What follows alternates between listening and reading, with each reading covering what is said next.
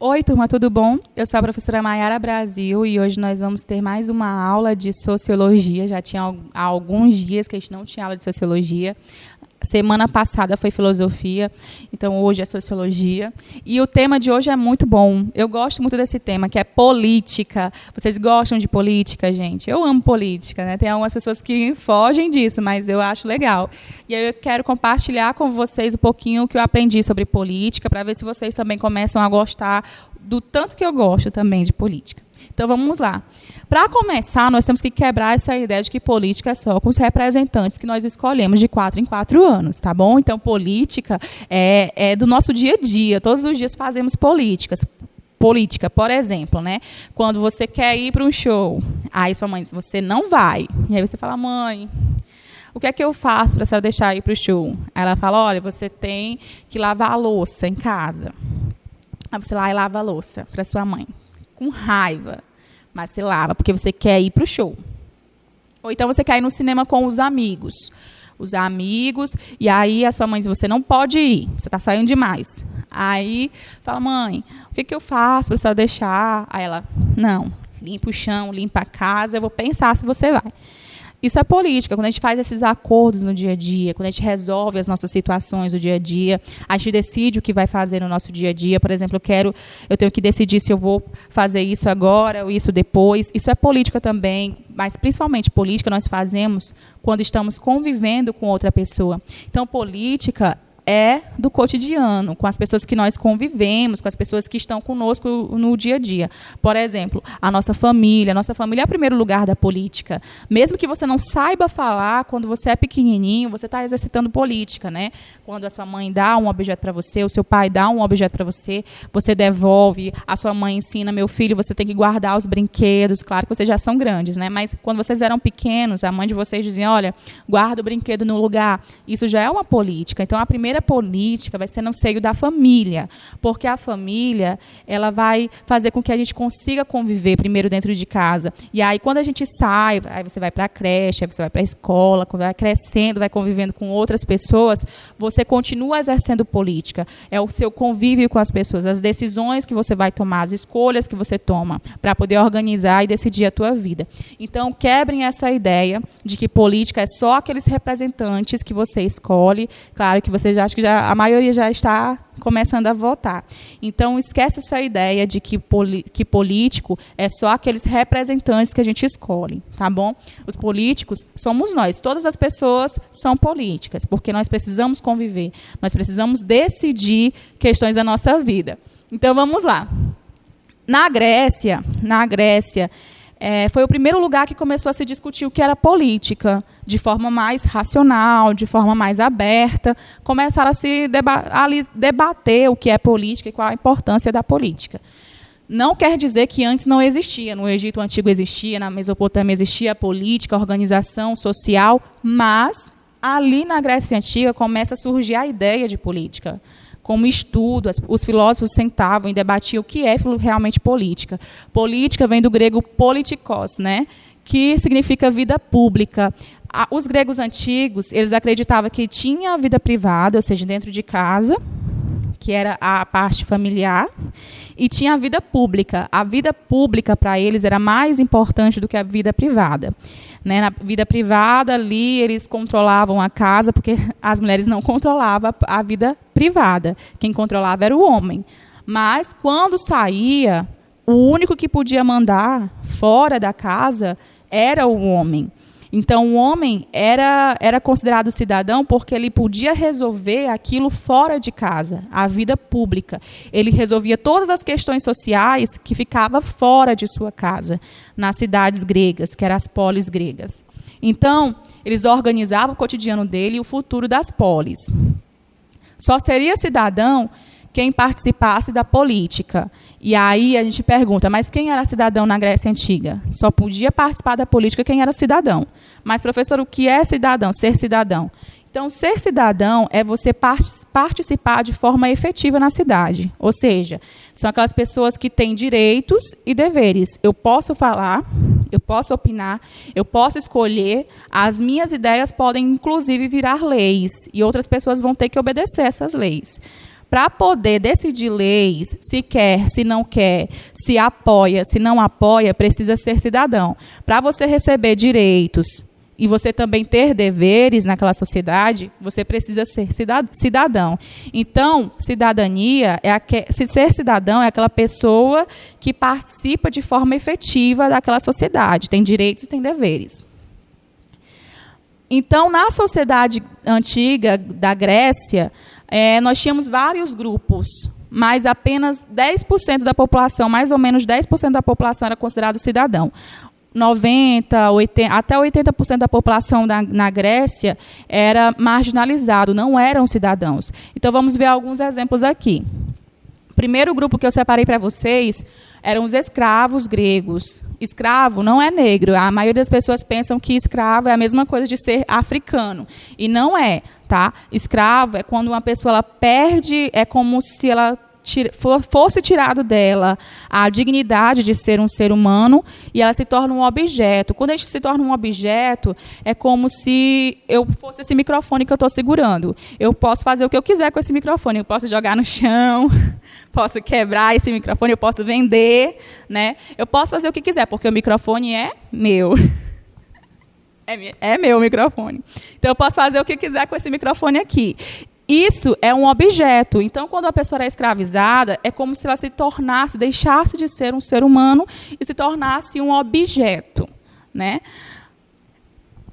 Ou seja, a pessoa que se sentia dono do escravo podia escolher o que o escravo ia fazer, como ia fazer, que horas ia acordar, que horas ia dormir, o que ele devia fazer naquele dia e, principalmente, inclusive, se o proprietário se sentisse dono daquela pessoa, ele podia escolher se a pessoa ia viver ou se a pessoa ia morrer.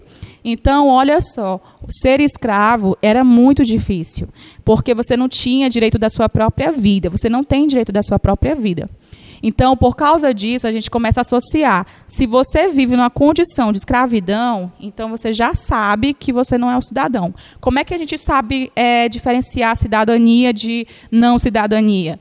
Geralmente, a gente começa a diferenciar a cidadania dizendo que não é cidadão, ser cidadão. A gente consegue entender melhor a cidadania quando a gente mostra os grupos que não são cidadãos. Então, aqui, quando você está na condição de escravidão, é lógico que você não é cidadão, é lógico que você está se afastando da cidadania. Outro grupo, para a gente entender o que é não ser cidadão, é os estrangeiros da Grécia Antiga. Os estrangeiros da Grécia Antiga, eles eram, o nome já está falando, eram pessoas de fora, eles não nasciam na Grécia, eram de outros países, de outras nações, outros grupos. E aí, quando eles chegavam na Grécia, eles sobreviviam do comércio, sobreviviam de vários serviços prestados. E mesmo que eles tivessem direitos, mesmo que eles tivessem dinheiro, fossem até mais ricos do que muitos aristocratas, eles não tinham direito de decidir nada, de opinar nada na política. Se os aristocratas, que eram as pessoas poderosas, quisessem impor uma lei que ia prejudicar o comércio, né, que a maioria era comerciante, eles não podiam falar nada, eles tinham que só obedecer, ficar calado. Então, se eu não posso decidir, se eu não posso impor a minha voz, a minha vontade, eu não posso opinar, então isso não é cidadania, porque para ser cidadania eu preciso falar o que eu penso, eu preciso decidir também o que eu penso, eu estou participando daquelas decisões, daquela organização, eu posso ter direito de voz. Então, se eu tenho direito de voz, isso é cidadania. Se eu não tenho direito de voz, então não é cidadania. O terceiro grupo que eu escolhi para vocês foi aqui as mulheres. E aí as mulheres, eu lembro de Banquete, o livro Banquete, de Platão, que também é parafraseado ali pela Márcia Tiburi, né? Que ela fez uma entrevista no Café Filosófico, que eu até recomendo para vocês podem assistir, ela é muito engraçada. E ela fala o seguinte, que no livro de Platão, é escrito que os grandes filósofos, inclusive Sócrates, estava na mesa, e aí eles estavam ali com as dançarinas, estavam ali com muitas música, divertindo, com muitas frutas na mesa, né? Então as dançarinas dançavam para os homens, eles se divertiam, faziam o que quiser, faziam o que queriam com elas, né? Elas davam uva na boca dos filósofos, mas aí chega um momento que eles falam o seguinte: agora nós vamos falar de política. que saiam as dançarinas.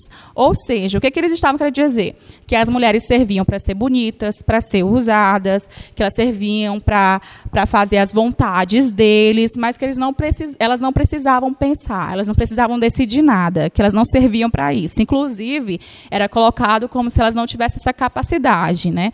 Que eu falei já uma vez para vocês que os gregos, eles separavam as pessoas, aqueles que tinham a capacidade já do nascimento e aqueles que, mesmo que tentassem ser incapazes. Isso é uma ideia preconceituosa. Então, os pensadores, os filósofos, os grandes filósofos, também tinham essa ideia com as mulheres, que as mulheres serviam para agradar, né? Serviam para fazer todas as vontades dos homens, mas, na hora de falar de política, elas deveriam sair. Então, isso também a gente pode comparar isso com não ser cidadão, tá bom? Então, aqui, já no século XVII, nós vamos ter uma revolução liberal. Ou seja, os burgueses vão entrar e vão falar sobre cidadania. Inclusive, eles estão vivendo um momento de que o trabalho está sendo falado novamente, a indústria está fazendo com que operários surjam. Então, por causa disso, eles vão elaborar muitas teses sobre o trabalho e também, por causa desse trabalho industrial, eles vão falar sobre cidadania. O que vai ser essa cidadania?